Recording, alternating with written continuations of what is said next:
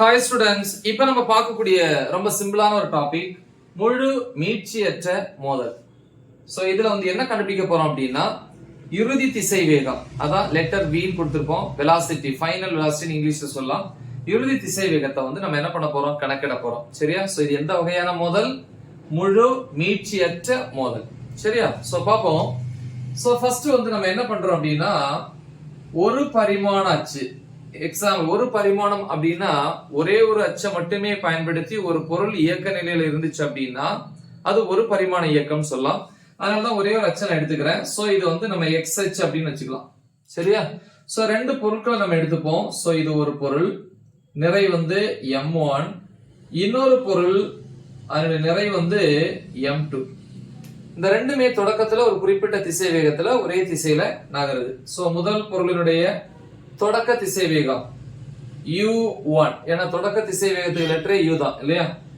இரண்டாவது பொருளினுடைய தொடக்க திசை வேகம் u2. சோ இப்ப பாத்தீங்கன்னா பின்னாடி வரக்கூடிய அந்த பொருளினுடைய திசை வேகம் u1 இரண்டாவது பொருளினுடைய தொடக்க திசை வேகத்தை விட அதிகமா இருந்துச்சுன்னா, கிரேட்டரா இருந்துச்சுன்னா கண்டிப்பா அங்க என்ன நடக்கும் அப்படின்னா மோதல் நடக்கும். சரியா? அப்ப இது மோதலுக்கு முன்னாடி, மோதலுக்கு முன். சரி, சோ அப்புறம் மோதலுக்கு அப்புறம் என்ன ஆகுது பாருங்க. இந்த ரெண்டுமே இந்த இடத்துல மோதுது. மோதினதுக்கு அப்புறம் ரெண்டுமே ஒன்னா சேர்ந்து பயணிக்கிறதா மீட்சியற்ற மோதல். மீட்சி அப்படின்னா தனியா பிரிகிறது. முதல்ல எப்படி இருந்துச்சு அதே மாதிரி பிரிஞ்சுச்சுன்னா அதை மீட்சி அப்படின்னு சொல்லலாம். மீட்சி அற்றதுன்னா ரெண்டும் சேர்ந்து, இல்லையா, இடிச்சதுக்கு அப்புறம் ரெண்டுமே சேர்ந்து ஒட்டிக்கிட்டு போறது. சோ இதுக்கு பேரு தான் மீட்சியற்ற மோதல். சோ இதனுடைய நிறை முதல் பொருள் m1, இது m2. அப்ப ரெண்டுமே ஒட்டிக்கிட்டே போறதுனால ரெண்டு பொருளினுடைய திசை வேகமும் ஒரே மாதிரிதான் இருக்கும். அப்ப v1 v2ன்னு சொல்லக்கூடாது இல்லையா? v1 இருந்தாலும் v2 இருந்தாலும் ரெண்டு பொருளுக்கும் சமம் இல்லையா? அதனால பொதுவா இந்த ரெண்டு பொருளும் பொதுவான திசை வேகத்துல போகுது. அப்ப லெட்டர் v, இதான் இறுதி திசை வேகம். இப்போ ஒருவேளை ரெண்டுமே தனியா பிரிஞ்சு போயிருந்தா அது மீட்சியுடைய மோதல் சொல்லியிருப்போம். அப்ப v1 v2 வரும். நம்ம ஏற்கனவே அந்த டாபிக் பார்த்துட்டோம். இது மீட்சியற்ற மோதல். அதனால ரெண்டு பொருளுக்கும் திசை வேகம் ஒரே திசை வேகம். சரியா? சோ நம்ம பாப்போம். இது மோதலுக்கு முன், இது மோதலுக்கு பின். சோ நம்ம படிச்சிருப்போம் இல்லையா? மோதலுக்கு முன்னாடி உந்தம், உந்தத்துக்கு என்ன ஃபார்முலா? mv அப்படின்னு சொல்லுவோம். இது தொடக்க உந்தம், pi, இனிஷியல் மொமெண்டம் சொல்லுவோம். mv தான் ஃபார்முலா. ஆனா தொடக்கத்துல திசை வேகம் u1 இல்லையா முதல் பொருளுக்கு? அப்ப m1 u1, இரண்டாவது பொருளுக்கு m2 u2. என்ன படிச்சிருக்கோம்? உந்த மாறா விதிப்படி இல்லையா? என்னது? மோதலுக்கு முன்னாடி இருக்கிற மொத்த உந்தமும் மோதலுக்கு அப்புறம் இருக்கக்கூடிய மொத்த உந்தமும் சமம் அப்படின்னு சொல்லி நம்ம படிச்சிருக்கோம். கரெக்டா? மோதலுக்கு அப்புறம் பாத்தீங்கன்னா ஃபைனல், அதான் இறுதி உந்தம் அப்படின்னு சொல்லுவோம்.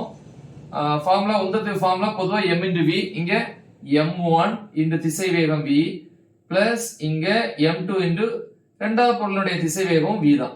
ஒருவேளை பிரிஞ்சு போயிருந்தா v1 v2 போட்டிருப்பீங்க. கரெக்டா? சோ அப்ப நம்ம இங்க எழுதலாம், உந்த மாறா விதிப்படி மோதலுக்கு முன்னாடி இருக்கக்கூடிய உந்தம், அதான் இனிஷியல் மொமெண்டம் சொல்லுவோம். தொடக்க உந்தமும் இறுதி உந்தமும் சமம். தொடக்க உந்தம் என்னது? இதா இருக்கு இல்லையா?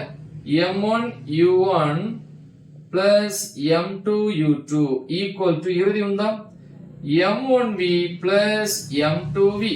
நம்ம இந்த பொருளினுடைய திசை வேகத்தை தான் கண்டுபிடிக்க போறோம் மோதலுக்கு அப்புறம். சோ இப்ப சைட மாத்தி கூட எழுதலாம். இது இந்த பக்கம், இது அந்த பக்கம், அப்படியே மாத்திப்போம். என்ன வரும்? m1v plus m2v equal to m1 u1 plus m2 u2. இப்ப இதுல v பொதுவா இருக்கா? வெளியே எடுத்துருவோம். v பொதுவா எடுத்துட்டேன்னா m1 plus m2 உள்ள வந்துரும், equal to m1 u1 plus m2 u2. so next பாருங்க, v equal to இந்த m1 plus m2 இது கீழ வந்துரும் இல்லையா? இது கீழ வந்துரும் இல்லையா? அப்ப என்னாச்சு? m1 u1 plus m2 u2 by m1 plus m2. so இதுதான் மீட்சியற்ற மோதல்ல மோதலுக்கு அப்புறம் அந்த ரெண்டு பொருட்களுக்கான திசை வேகத்திற்கான ஃபார்முலா. சரியா? சோ இதுல m1 u1 m2 u2 மதிப்புகள் தெரிஞ்சு அப்படின்னா கண்டிப்பா அந்த பொருட்களினுடைய இறுதி திசை வேகத்தை கண்டுபிடிக்கலாம். நல்லா தெளிவா பிராக்டிஸ் பண்ணுங்க. மறக்காம இதை உங்க ஃப்ரெண்ட்ஸுக்கு ஷேர் பண்ணுங்க. All the best. தேங்க்யூ.